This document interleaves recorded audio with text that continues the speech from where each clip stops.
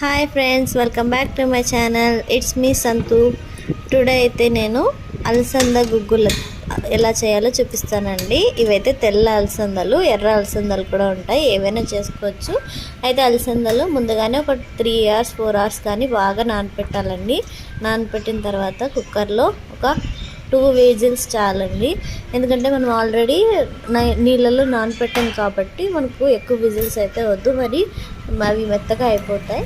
అలా ఉడకబెట్టుకున్నవి పక్కకు పెట్టేసుకొని కడాయిలో కొంచెం ఆయిల్ వేసుకోవాలండి. Oil heat అవ్వనివ్వాలి.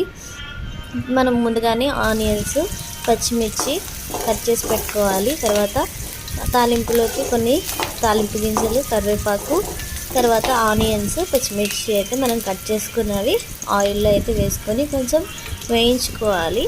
అయితే ఇవి బ్రౌన్ కలర్ వచ్చేలాగైతే వేయించుకోకూడదు.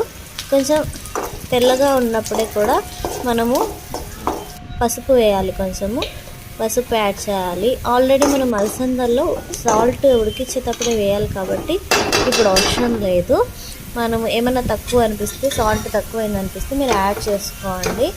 అలాగే ఇలా తాలింపు అంతా చక్కగా అయిన తర్వాత అలసందలు, మనం ఉడికించుకున్న అలసందలు అయితే ఈ తాలింపులోకి యాడ్ చేయాలండి. ఎక్కువసేపు కడపకూడదు, మళ్ళీ అవి ఎక్కువగా మెత్తగా చిరిగిపోతాయి. నాకైతే సాల్ట్ సరిపోలేదని నేను కొంచెం అయితే యాడ్ చేశాను. మీకు టేస్ట్ తగ్గట్టుగా మీరైతే ఉప్పు యాడ్ చేసుకోండి.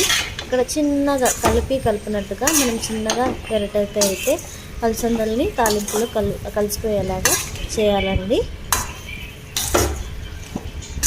సో వీటిని ముందుగానే నానపెట్టుకుంటేనే బాగుంటుంది, చాలా చక్కగా వస్తాయి అన్నమాట.